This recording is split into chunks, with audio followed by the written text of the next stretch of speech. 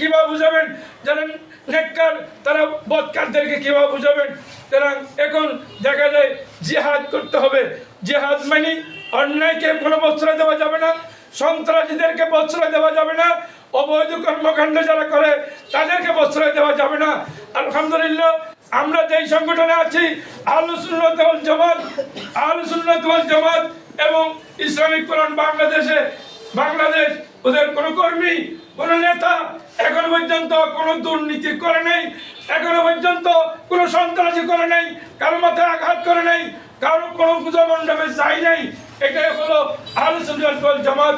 তাই আমি কাল বিলম্ব না করে এলাকার মানুষদেরকে, সর্বস্তরের জনগণকে আপনাদের ডেলিগেটের মাধ্যমে, প্রতিনিধিদের মাধ্যমে আমি হালিশহরের এই জমিনে দাওয়াত দিয়ে যাচ্ছি।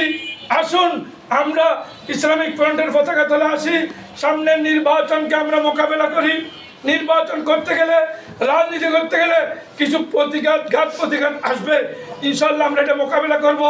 যেটা সাহাবায়ে কেরামের জীবনে দেখেন, সাহাবায়ে কেরামের কিতাবুল জিহাদ আছে বুখারী শরীফের মধ্যে, এত বড় কিতাবুল জিহাদের মধ্যে এসেছে যে সাহাবায়ে কেরাম জিহাদ করেছেন, সাহাবায়ে কেরাম যুদ্ধের ময়দানে হাজির হয়েছেন, রাসূল করিম সাল্লাল্লাহু আলাইহি ওয়াসাল্লাম নেতৃত্ব দিয়েছেন। সুতরাং আমাদেরও অবশ্যই জিহাদ প্রয়োজন হলে যেখানে জিহাদ প্রয়োজন এখানে করতে হবে।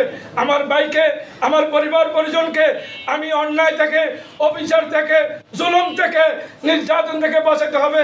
আল্লাহ বলেছেন কু আনফুসাকুম ওয়া আহলিকুম নারা, আপনি নিজে বাঁচুন, আপনার পরিবারের সদস্যদেরকে বাঁচান। আপনার ভাই কোন দিকে যায়, আপনার বোন কোন দিকে যায়, আপনার স্ত্রী পুত্র কোন দিকে যায়, এগুলো আপনি খেয়াল রাখুন, এগুলো আপনার মাথায় চেক করুন। তাই আসুন আমরা আহলুস সুন্নাত ওয়াল জামাতের পতাকাবাহী ইসলামিক ফ্রন্ট বাংলাদেশের পতাকা তলে আমরা থাকি। ইনশাল্লাহ বিজয় আমাদের সুনিশ্চিত। আপনারা জেনে খুশি হবেন, এখন আহলে সুন্নাত আগেরটা নাই, এখন আহলে সুন্নাত বাংলাদেশের মধ্যে একটি বড় ধরনের শক্তি। ঠিক কিনা বলেন? ঠিক কিনা বলেন? এখানে যদি বাংলাদেশে যত হাজার দরবার আছে সব দরবার সহ ইনশাল্লাহ আমরা আগামী নির্বাচনে নামবো।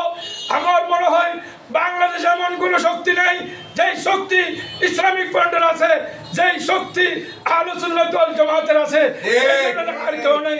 আমাদের জানা মতে বাংলাদেশে 70% হলো, 70% মানুষ হলো আহলুস সুন্নাত ওয়াল জামাতের অনুসারী। ইনশাল্লাহ বিজয় আমাদের সুনিশ্চিত।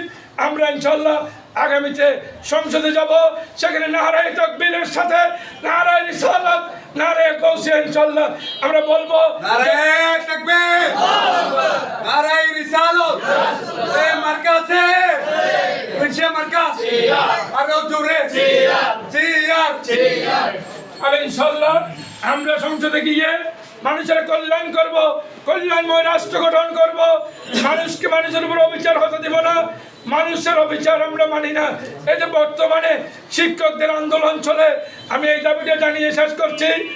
আমার যে এখন যে শিক্ষকদের, সারা বাংলাদেশের শিক্ষক এক জায়গায় হয়ে আন্দোলন করছে, সেই দাবি তাদের এই গড়-ভাড়াগুলো বৃদ্ধি করার জন্য সরকারের কাছে দাবি জানিয়ে আমি আমার বক্তব্য এখানে টানছি। খোদা হাফেজ, আসসালামু আলাইকুম ওয়া রাহমাতুল্লাহি ওয়া বারাকাতুহু।